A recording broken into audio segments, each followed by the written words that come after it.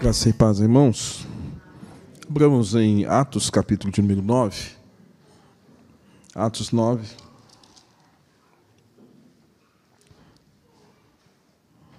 Do verso de número 31 até o verso 43. Atos 9, 31 a 43. Eu vou ler o texto, os irmãos acompanhem com as suas Bíblias abertas, atentos à leitura das Escrituras. Atos 9, 31 a 43. A igreja, na verdade, tinha paz por toda a Judéia, Galiléia e Samaria, edificando-se e caminhando no temor do Senhor, e no conforto do Espírito Santo crescia em número. Passando Pedro por toda a parte, desceu também aos santos que habitavam em Lida, nome de uma cidade. Encontrou ali certo homem chamado Enéas, que havia 8 anos jazia de cama, pois era paralítico. Disse-lhe Pedro: Enéas, Jesus Cristo te cura. Levanta-te e arruma o teu leito. E imediatamente se levantou. Viram-no todos os habitantes de Lida e de Sarona, os quais se converteram ao Senhor. Havia em Jope uma discípula, por nome Tabita, nome este traduzido que quer dizer Dorcas. Era notável pelas boas obras e esmolas que fazia. Ora, aconteceu naqueles dias que ela adoeceu e veio a morrer. Depois de a lavarem, puseram-na no cenáculo. Como Lida era perto de Jope, ouvindo os discípulos que Pedro estava ali, enviaram-lhe 2 homens que lhe pedissem: não demores em vir ter conosco. Pedro atendeu e foi com eles. Tendo chegado, conduziram-no para o cenáculo, e todas as viúvas o cercaram, chorando e mostrando-lhe túnicas e vestidos que Dorcas fizera enquanto estava com elas. Mas Pedro, tendo feito sair a todos, pondo-se de joelhos, orou, e voltando-se para o corpo, disse: Tabita, levanta-te. Ela abriu os olhos e, vendo a Pedro, sentou-se, e ele, dando-lhe a mão, levantou-a, e chamando os santos, especialmente as viúvas, apresentou-a viva. Isso se tornou conhecido por toda Jope, e muitos creram no Senhor. Pedro ficou em Jope muitos dias, em casa de um curtidor chamado Simão. Pai Santo, mais uma vez, carecemos de graça e iluminação do Teu Santo Espírito, entendimento das Escrituras e aplicação delas à nossa vida. Ó Deus, abençoa cada um aqui para que sejam terrenos férteis, vidas, ó Pai, prontas, ó Deus, para florescer a Tua palavra, para se desenvolverem na fé e, ó Deus, crescerem na maturidade cristã e, sobretudo, frutificarem para o Teu santo, para o Teu reino, em glorificação ao Teu santo nome. Obrigado, Deus, mais uma vez, pelo privilégio que temos de levar a Tua palavra. Perdoa, Senhor, sempre as nossas faltas, os nossos pecados.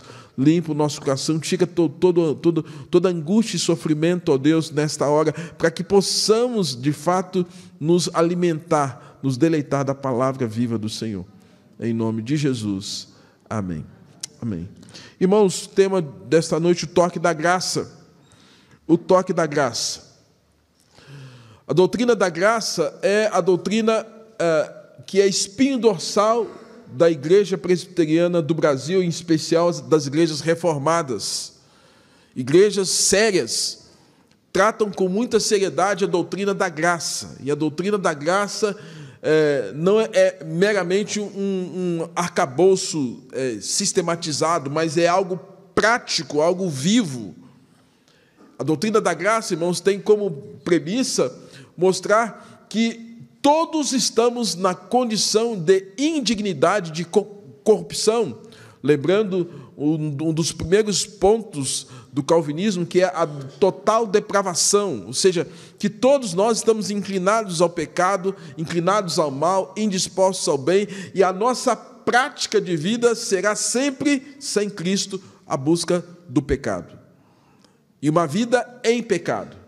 A graça de Deus, irmãos, é algo tremendo, porque mesmo sabendo de que o pecado imputa sobre nós a morte, As Escrituras vão nos ensinar que Deus, olhando na eternidade para cada um de nós, para você e para mim, Deus disse assim: olha, eu vou trazer vida a esse que estava morto por conta dos seus pecados. Sabemos que, historicamente, o pecado teve a sua introdução em Gênesis capítulo 3. Gênesis 3 mostra a desobediência de nossos primeiros pais, e o pecado praticado ali imputou sobre cada um de nós a realidade da morte. Morte física, morte espiritual e morte eterna. A doutrina da graça, irmãos, é o momento, então, que nós temos nas Escrituras, onde Deus, de maneira prática, porque o amor é algo em movimento, e Deus se movimenta. Aí João 3,16 vai declarar para nós esse amor em movimento, porque Deus amou o mundo e deu seu Filho unigênito para que todo aquele que nele crê não pereça, mas tenha a vida eterna. Ou seja, Deus nos dá um grande presente. E esse presente que nos é dado é Cristo. E aí você vai entender o livro de João, quando descreve: e o Verbo se fez carne e habitou entre nós, cheio de graça. Então, a graça encarnada é Cristo. Então, Cristo é um presente para nós. Nós não merecíamos esse presente. A graça encarnada é esse Cristo dado ali no primeiro século. É esse Cristo que, durante 3 anos, prega, ensina, cura, salva, transforma, faz algo surpreendente na vida das pessoas, que ao final é crucificado, é morto e ressuscitado. Esse Cristo é a própria manifestação da graça. Então, se você não conhece a Cristo, você não conhece a graça. Se você sabe quem é Cristo, eu estou falando de saber, não é o ponto de vista da intelectualidade. Não quero que você pense que, não, eu sei que Jesus Cristo veio mudar a história, e isso aí é assentimento intelectual. Ter esse conhecimento, muita gente tem. Muita gente sabe. Mas ter o entendimento de que Cristo é essa encarnação da graça, irmãos, isso vai mudar tudo na nossa vida e na nossa história. É por isso que na igreja reformada, nós somos uma igreja de tradição reformada, de entendimento teológico, bíblico reformado. E a espinha dorsal da nossa doutrina é a doutrina da soberania de Deus, e em especial a doutrina da graça. Por isso que nós não temos nenhum ser humano em especial, tal qual aquele lá do Vaticano. Ninguém é melhor, ninguém é maior, porque Paulo vai nos instruir dizendo que todos pecaram e carecem da glória e da graça de Deus. Isso nos iguala a todos. É essa condição que nós temos que entender, que a despeito de toda essa pecaminosidade dominada no mundo como um todo, aprove a Deus revelar-se a você. Se revelar a você. E essa revelação não vem pela carne, essa revelação vem pela obra do Espírito Santo de Deus, que é uma ação da graça, nos permitindo conhecer quem é esse Deus de fato. Portanto, com essa introdução, eu gostaria que você entendesse que o texto de Atos capítulo 9 é uma descrição clara da graça. A graça, irmãos, ela chega em vidas comuns. Ela chega em vidas comuns. E a descrição aqui, 2 narrativas, vão mostrar exatamente isso para nós. A graça chegando na vida de pessoas comuns. E quando a graça de Deus chega na vida de pessoas comuns, pessoas simples, homens que reconhecem a necessidade de Deus e a intervenção de Deus sobre as suas vidas, algo muda. Algo surpreendente muda. O livro de Atos é um livro que vai falar no capítulo 1 de oração. A igreja estava orando. Capítulo 2 vai falar de oração. A comunidade estava orando. O Espírito Santo é dado num contexto de oração. Capítulo 3 vai falar de Pedro e João, que estavam indo ao templo às 15h para orar. Capítulo 4 vai mostrar que Pedro e João são presos, mas tem um grupo firme orando. Capítulo 5 vai destacar que Pedro, cheio do Espírito Santo, confronta Ananias e Safira por conta do pecado de usura. Capítulo 6 a descrição dos diáconos, todos eles ali, e uma das práticas que aqueles diáconos tinham, os homens de reputação, cheios do Espírito Santo, cheios de graça, em especial Estevão, um homem de oração. Capítulo 7, Estevão vai fazer um resumo do Velho Testamento, homem cheio de fé, de oração. Capítulo 8, vai mostrar, irmãos, o momento em que Estevão está no finalzinho da sua vida e descortina-se a história do apóstolo Paulo. Ali, praticamente, entre capítulo 9, nós não temos nenhum destaque de oração, mas fala de gente de oração, como Ananias, como Barnabé. Capítulo 9, a conversão aqui agora, nós temos homens cheios de Deus. No capítulo 10, nós temos a história de Cornélio, citada hoje pela manhã, e bem como de Pedro. Mas no capítulo de número 9, nós temos Pedro, irmãos, mais uma vez, buscando a Deus em oração. Tudo aquilo que eles não fizeram e não viveram antes, quando Jesus estava ainda com eles, parece que fez sentido. E parece que Pedro respirava oração o tempo todo. E aqui no capítulo de número 9, verso de número 32, diz assim: passando Pedro por toda parte, desceu também aos santos que habitavam em Lida. Diz o texto aqui que ele vai fazer uma visita. Passando por toda a parte, desceu também aos santos que habitavam em Lida. A intenção de Pedro era visitar essas pessoas. E no decorrer dos 2 parágrafos, algo surpreendente está acontecendo. Mas para mim só está acontecendo porque Pedro era um homem cheio de fé, cheio do Espírito Santo, um homem de oração. E quando Deus usa pessoas de oração, cheios de fé, a graça de Deus, ela se manifesta por meio desses homens. O apóstolo Paulo fala em Tito que a graça de Deus se manifestou salvadora. Ela nos educa, ela nos santifica, ela nos redime e ela nos leva a uma viva esperança. É a graça de Deus que faz isso em nós. E Pedro, para mim, é um homem cheio dessa graça. A graça, irmãos, ela precisa ser compartilhada. Ela precisa ser compartilhada. E quando ela é compartilhada, algo surpreendente acontece. Primeiro cenário. Nós temos Pedro, o apóstolo. Nós temos uma cidade chamada Lida. Nós temos um homem paralítico, já por 8 anos. Um homem que perdeu a sua capacidade de movimento durante 8 anos. Tem um nome. A graça, ela chega em endereço certo. Ela chega em pessoas comuns. E a graça chega no homem chamado Enéas. Enéas é esse homem, irmãos, que jazia por um bom tempo, 8 anos, uma vida de alguém já numa condição quase que púbere, uma criança, 8 anos, púbere, quase entrando na puberdade, 8 anos paralisado. E o que nós temos aqui, irmãos, é que na visita do apóstolo Pedro a Lida, em especial aos santos, aos crentes de Lida, dessa cidade, Pedro se depara com Enéas. E é interessante, irmãos, que Pedro ele vai direto ao ponto. Ele não fica fazendo rodeios. E a descrição que nós temos no capítulo de número 9, verso 34, diz que disse-lhe Pedro, quando Pedro viu Enéas naquela condição, ele disse: Jesus Cristo te cura. Jesus Cristo te cura. E diz o texto, irmãos, que nessa palavra há uma ordem. E você se lembra que no livro de Efésios, capítulo 3, as Escrituras nos ensinam, irmãos, que Deus pôs todos os inimigos debaixo dos nossos pés e deu autoridade para a igreja.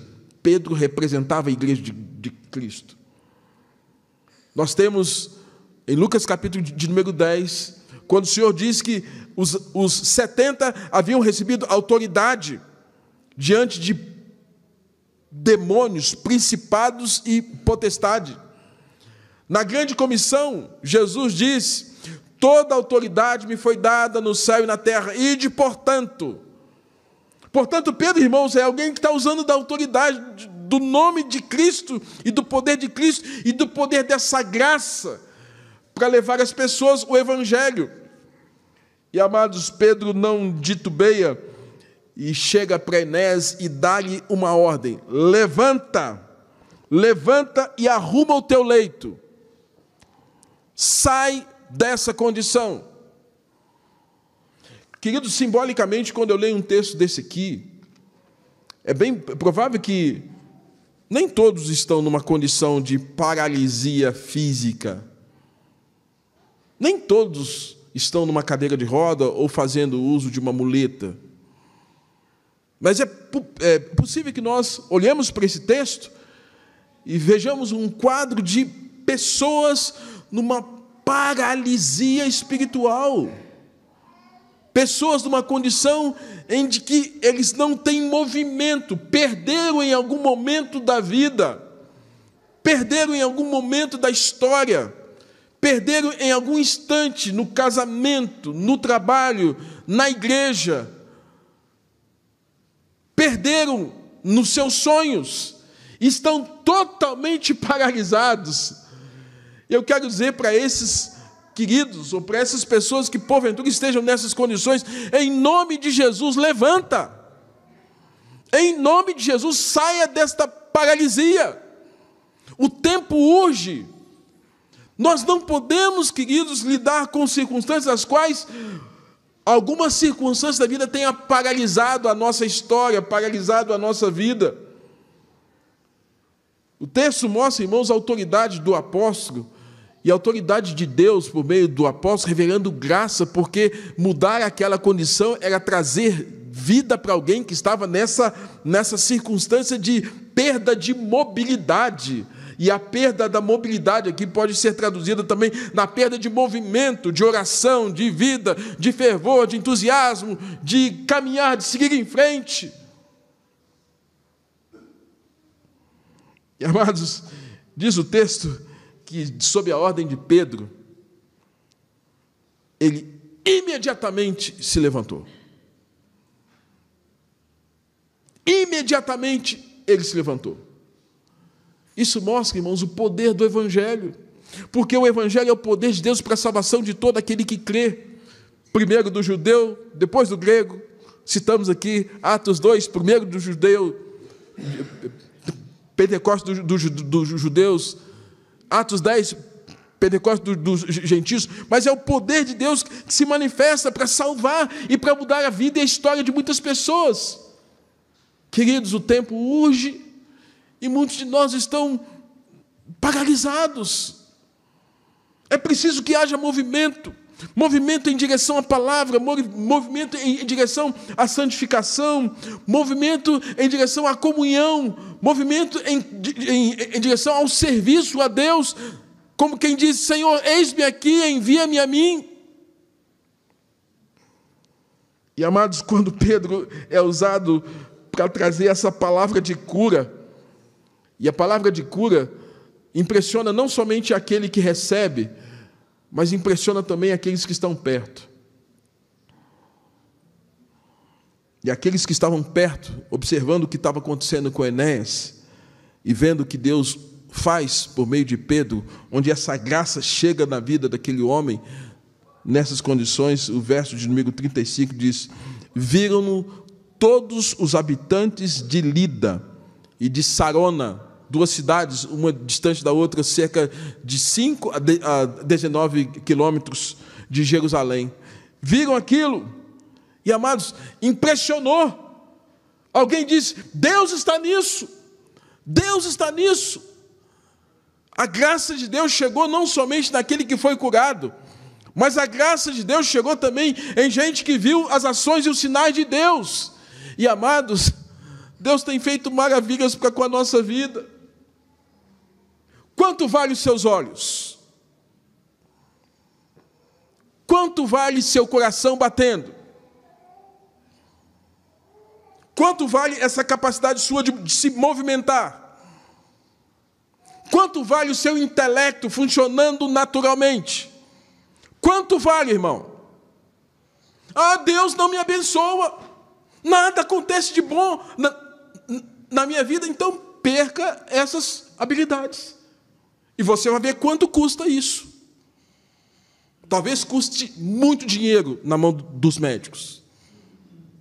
Talvez custe a sua realização pessoal. Quanto custa? É por isso, irmãos, que o Salmo 150 ele diz: todo ser que respira, louve ao Senhor. É por isso que o Salmo 103, bendize, ó minha alma, o Senhor, e tudo que é em mim, bendiga o seu santo nome. Bendize, ó minha alma, o Senhor, e não te esqueças de nenhum só dos seus benefícios. Deus, eu não quero esquecer que é o Senhor que tem me dado fôlego de vida, é o Senhor que tem me dado teto, é o Senhor que tem me dado pão, é o Senhor que tem me dado a família que eu tenho, por mais difícil que ela seja, é o Senhor que tem me dado a existência, é o Senhor que tem me dado a vida. Queridos, é nesse sentido que nós temos que entender que quando alguém recebe a graça não fica só com ele. A graça mexe com quem está perto, impacta, porque é um milagre de Deus que está acontecendo. Viram-no todos os habitantes de Lida e Sarona, os quais se converteram. Aqui, conversão, irmãos, passa pela premissa de arrependimento e fé. Não se converteram a Pedro, a pessoa, se converteram a Cristo, o Senhor, ao Evangelho de Cristo, as boas notícias. Isso é conversão.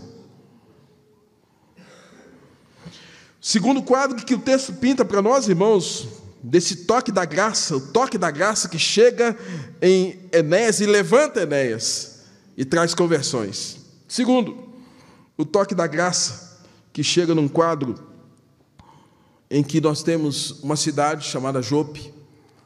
Nós temos na cidade uma mulher, certamente amigável. Muitas mulheres eram amigas dela. Tabita, Dorcas, uma mulher prendada, uma mulher que era notável pelas boas obras, fazia coisas para ajudar as pessoas. Tem irmãs que são assim, nota 1000, elas são caridosas, elas são bondosas, elas fazem de tudo para ajudar pessoas que têm necessidades, alguma carência, gente que bate a sua porta, gente que ela não conhece, nem vê. Eu conheço gente assim. Em Botucatu nós tínhamos uma irmã lá que, caridosa, irmã, ninguém que bate a porta dela sai de mão vazia, mesmo aqueles que vão para explorar, ninguém chega de mão vazia. É um prato de comida, é uma roupa, é uma ajuda, é um leite, é alguma coisa. Ela era líder do nosso projeto lá chamado... às terças-feiras a gente tinha um projeto chamado Pão e Vida, onde a gente distribuía 180 café com leite, pão com manteiga para pessoas carentes que iam ser atendidas em consultas hospitalares. Irmãos, a gente caridosa, assim, gente que tem um coração cheio para compartilhar, e Dorcas era essa mulher. E Dorcas não somente era assim, irmãos, mas ela é uma mulher que dava esmolas. Isso mostra, irmãos, que às vezes a gente fica com o coração duro para dar esmolas, não é assim? Não é assim? A gente fica com o coração duro, porque para num sinal, um pede, outro pede, e para mim esse foi muito novo isso em Belo Horizonte.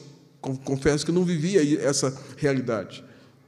Todo sinal que você para é alguém pedindo, é alguém jogando bolinha para você dar uma moeda.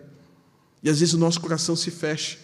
E foi interessante que semana passada, na quinta-feira passada, a irmã Bruna, hoje ela está em Caratinga, disse: pastor, eu fiquei incomodado porque eu passo nos sinais e tem um monte de gente pedindo. Pastor, eu posso pegar um boletim, fazer um folhetim, fazer alguma coisa e pôr o endereço da igreja? Pode, Bruna. Deus abençoe, minha irmã. Eu quero ajudar de alguma forma. E nem que seja com R$1. Vou pôr lá e quem me pedir eu dou. Mas dou a palavra também. Irmãos, a gente se fecha às vezes para dar esmola. Ah, não, eu vou alimentar um drogado, vou alimentar alguém que bebe, alguém que fuma. E às vezes a gente tem até por meio dos meios públicos algumas orientações em algumas cidades turísticas que a gente vai, não dê esmola. Mas, irmãos, gente carente vai ter sempre. Gente que precisa vai ter sempre. E se a gente se fechar, às vezes a gente vai negar a oportunidade de dar alguma coisa para alguém que de fato precisa de um pão, de um leite, de um alimento para o filho, uma fruta. E Dorcas era essa mulher. Gente que não podia morrer.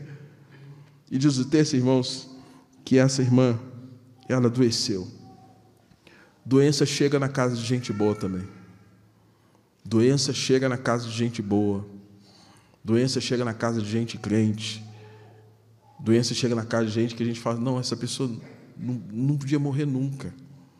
Nossa, essa pessoa tinha que viver muito. Doença chega na casa de gente boa. Pode chegar na sua casa, como pode chegar na minha. Doença chega na casa de pastor, chega na casa de presbítero, chega na casa de membros simples como chega na nossa casa. E a doença chegou na casa de Dorcas. E a doença foi tão intensa que foi mortal. A irmã Dorcas morreu. E aquilo, irmão, gerou um lamento, uma tristeza profunda. Poderíamos perguntar, mas onde é que está a graça de Deus permitindo com que gente boa morra? Irmãos, para nós que somos cristãos, nós temos que entender o seguinte, Romanos 14, 8 fala assim, e se vivemos, para o Senhor vivemos, e se morremos, é para o Senhor que morremos. Então, quer estejamos em vida física e na nossa comunhão com Deus, quer seja, tenhamos a separação do corpo e da alma, cessação da vida física, a nossa alma está com Deus, aguardando a ressurreição. Essa convicção nutre a nossa fé e nos dá a certeza de que, a nossa garantia de que nós estamos com Deus e que Deus está conosco. Mas, apesar disso, nós lamentamos porque não queremos enfrentar a realidade da morte, que nós não fomos criados para a morte. A morte veio como consequência do pecado. Dorcas estava vivendo exatamente isso. Não porque ela era pecadora, a consequência do pecado original, da queda sobre toda a raça humana, a Dorcas, aquela irmã, aquela pessoa crente, aquela mulher que ajudava, que dava esmola, aquela irmã morreu. Talvez aqui no Vale tenha alguém que tenha uma história parecida, que já tenha ido, ou que esteja entre nós. Amados, e quando tem morte, tem choro. E morte é uma notícia ruim. E notícia ruim corre rápido. Essa notícia chegou em Pedro, o apóstolo. Chegou no apóstolo. E Pedro estava numa distância de quase 55 quilômetros entre Jope, porque ele estava na região ali entre Jerusalém, estava nesse contexto, um ato contínuo da história de Enéas, e diz Lucas que Pedro foi informado, alguém foi até onde Pedro estava e falou, Pedro, corre porque a Dorcas morreu. Nós não temos informações se Pedro conhecia Dorcas ou não, provavelmente sim, era uma irmã. E amados, o contexto daqueles dias era assim, se alguém morria em Jerusalém, era enterrado no mesmo dia. Se alguém morria fora de Jerusalém, era de 1 a 3 dias para ser enterrado. E para que houvesse, então, uma preparação do corpo, eles lavavam o corpo do morto. E chegaram a um ponto, portanto, de Dorcas morreu, não estava em Jerusalém, e Dorcas tinha que ser preparada para o sepultamento. Prepararam o corpo de Dorcas, lavaram o corpo de Dorcas, e agora Dorcas está sendo velada. Vão para o cenáculo. Cenáculo, espaço, um refeitório, um salão. Velado ali, as pessoas estão chorando, as pessoas estão lamentando, e Pedro chega. Atendeu o pedido, correram, e quando Pedro chega, talvez pela proeminência, pela liderança de Pedro, tal qual quando Pedro chegou na casa de Cornélio, Cornélio se inclinou e foi tentar beijar os pés de Pedro. Pedro, não faça isso. Quando Pedro chegou, as viúvas chegaram e cercaram Pedro e chorando e começaram a mostrar roupas. Olha, está vendo aqui o que Dorcas fez? Está vendo aqui o que ela fazia? Os vestidos que ela fazia, as túnicas que ela fazia. Está vendo aqui? Só que ela está morta. Nós não temos mais a nossa Dorcas, a nossa Tabita. Irmãos, quando a gente é instrumento da graça, a coisa ruim não fica presente.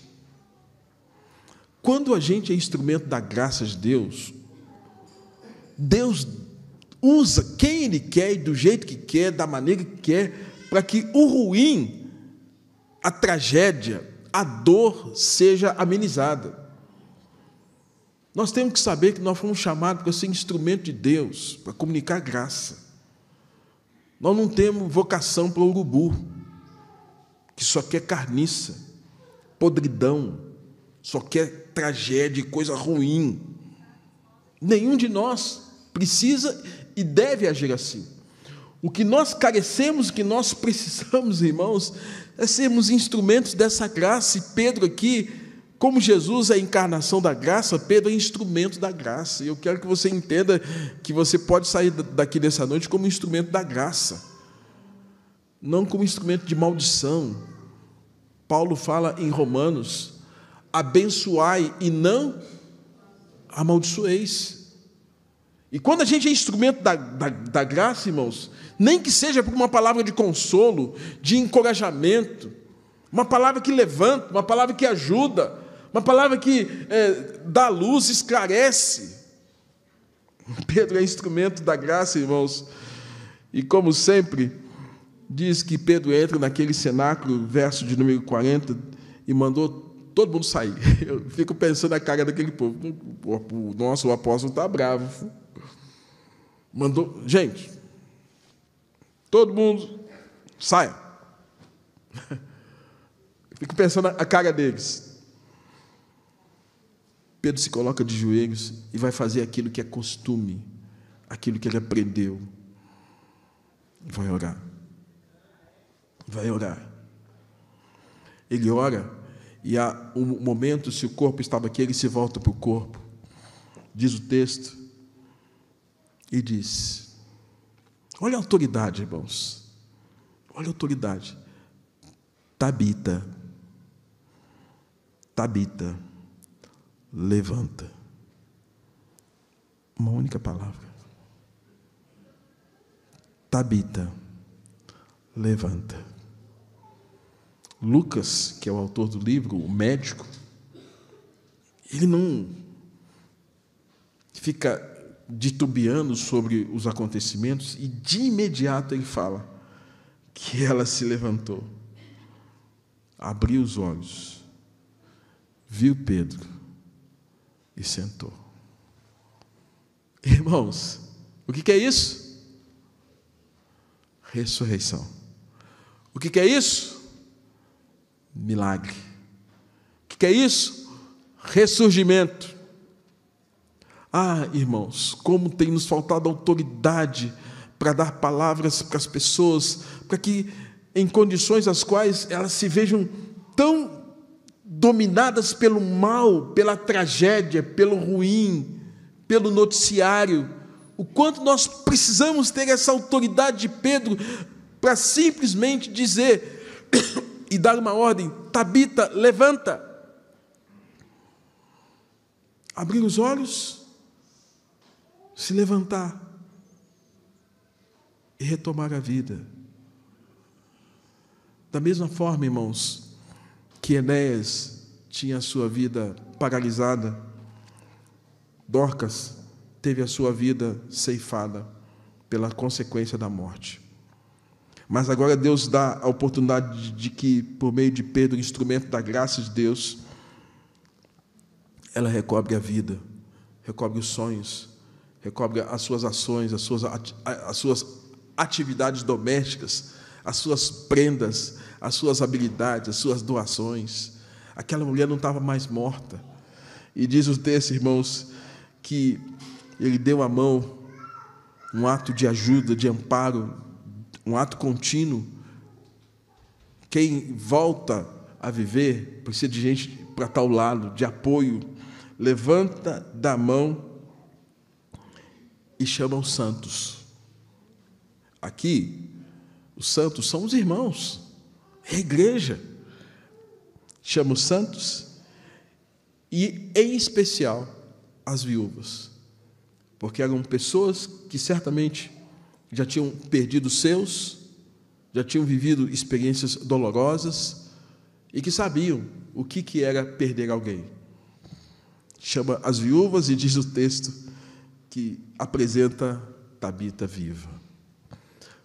Como nós precisamos de gente que seja instrumento de graça para trazer vida para quem está espiritualmente morto ou para quem está emocionalmente morto, falido.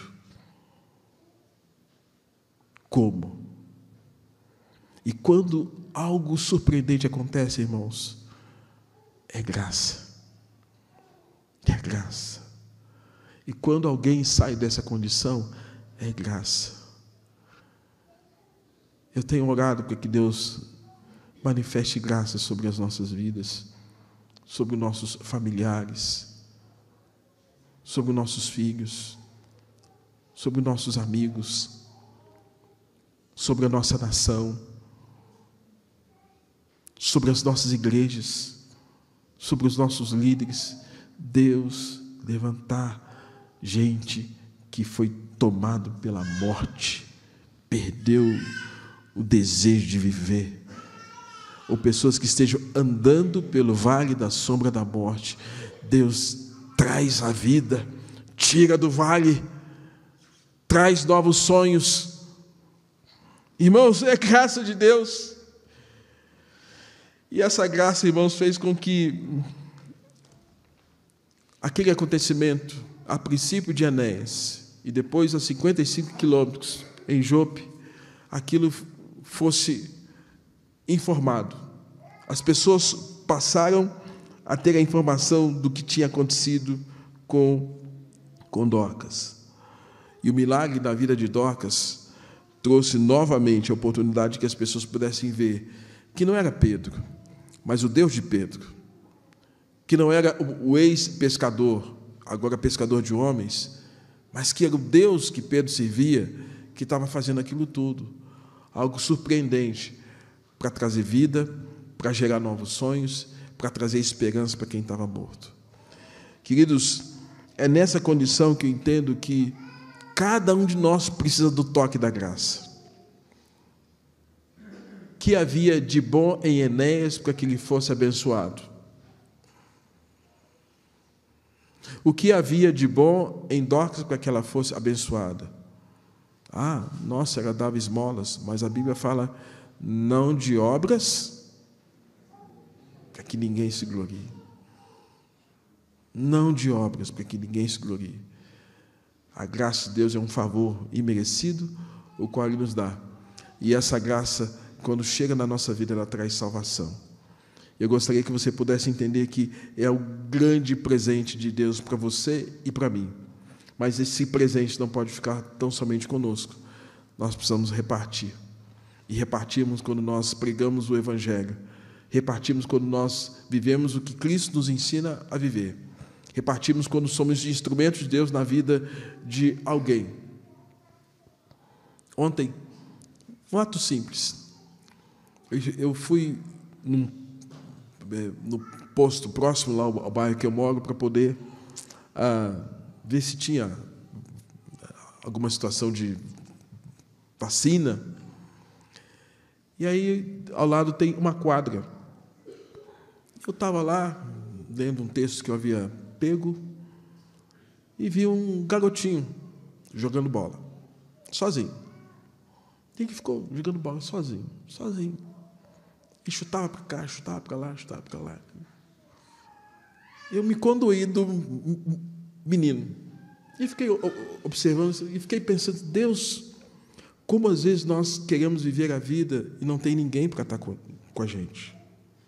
Como às vezes nós sonhamos viver determinadas coisas e as pessoas não estão perto da gente. Aquele ato foi muito simbólico, como disse hoje, foi uma epifania para mim. Eu observei alguns minutos, estava lendo o texto que nós estudamos ontem à tarde aqui com os diáconos. Estou lendo, e eu falei assim, não, eu vou lá. Cheguei para ele e falei assim, posso brincar com você? O menino tinha mais ou menos uns 9, 10 anos. Pode. Qual o seu nome? Samuel. Eu me chamo Reginei. Eu vou ficar aqui no gol, você chuta, a gente brinca aqui um pouquinho. Gente, eu fiquei quase 40 minutos brincando com o menino. E eu vi que o rosto dele mudou. Alguém me ajudou, alguém me deu atenção. Alguém olhou para mim. Algo lúdico, simples. Mas aquilo me ensinou algo tremendo. De como muitas vezes nós estamos precisando que alguém jogue bola conosco. Metáfora. Jogar bola é viver a vida conosco. Como nós precisamos que as pessoas estejam caminhando conosco. Deus mandou Jesus para caminhar conosco. Deus mandou Jesus para jogar o jogo da vida com a gente. E quando a gente joga o jogo da vida com Jesus, a gente está jogando o jogo da vida com a graça. Essa graça imerecida que se revelou em Jesus, o Filho de Deus. Que o Senhor tenha misericórdia de nós. Se você está como Enéas, prostrado, Jesus levanta os Enéas.